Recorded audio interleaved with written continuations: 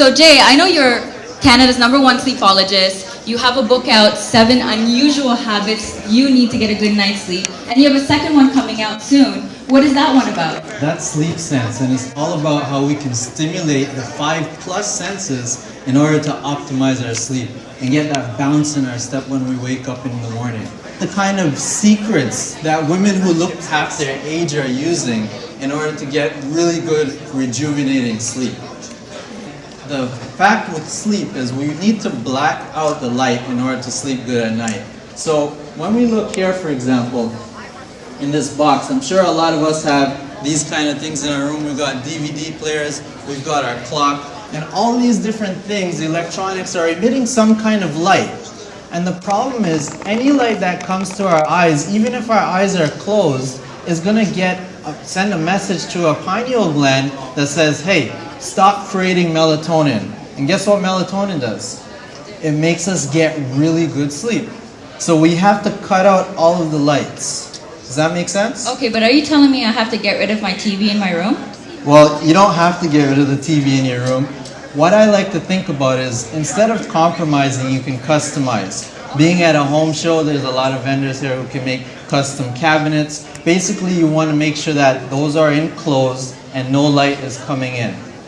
It's not just our eyes that are sensitive to the light, but our whole skin on all of our bodies. Any light that touches the skin on our body is going to send that trigger to our pineal gland to say, stop creating melatonin.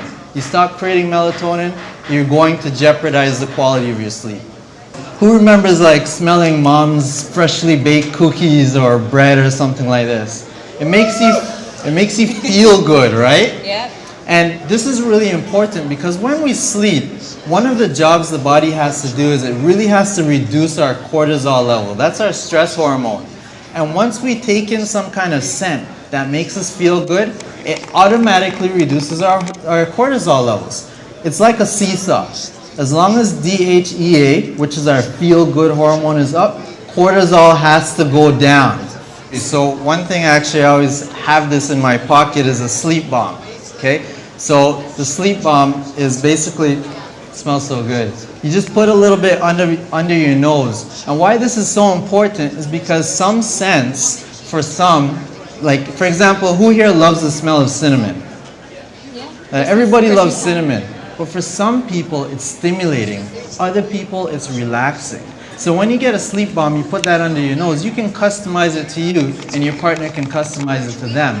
And those scents are going to trigger off those feel-good hormones, which are going to reduce your cortisol levels and make you sleep really well. Okay, there's something called brain entrainment music. Okay, again? Brain entrainment music. What it does is it trains our brain. And let me tell you something. If people on sleeping pills knew about this, they'd be off of their sleeping pills in a couple of nights. We want to be down here. So by playing that music, we bring our brains down to where it's supposed to be. And even lower when we get into our deep sleep in delta mode, that's where we want to be for our deep sleep. That's not how it's supposed to be. Think about it. You just spent 7, 8, or 9 hours rejuvenating and recharging your body. You're supposed to jump out of bed and feel great. But most people kind of drag themselves out of bed. And the most important piece of furniture in our bedroom that's going to make us feel good is our mattress. And that's absolutely different for everybody because our bodies are different, so the mattress has to be different. Which is why I love you guys' component bed, because it's totally customizable. You've got memory foam, you've got pocket coil, you've got water, and you've got adjustable firmness that you can switch it up any single night, no matter what your condition is. And what I found in speaking to thousands of people, most people have no idea what kind of mattress they need. And they have no idea what's best for them. Just by show of hands, who knows what mattress is the ideal mattress for them? Nobody knows. 85% of people actually buy their own mattress. And if you're a couple, 80% of couples don't agree on the same sleeping surface because again, their bodies are different. So most people are sleeping on the wrong mattress.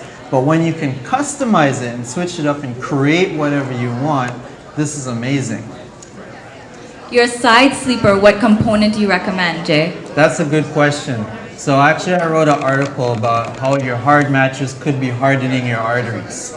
So for especially people with bigger shoulders, sometimes you really don't want to be sleeping on something too firm. If it's cutting off the circulation in your arm, guess what? The arm is directly related to the circulation in the heart. That's why when people get heart attacks, they often grab their arms. So if you're a side sleeper, I would say make sure that the surface is soft enough to contour to your arms.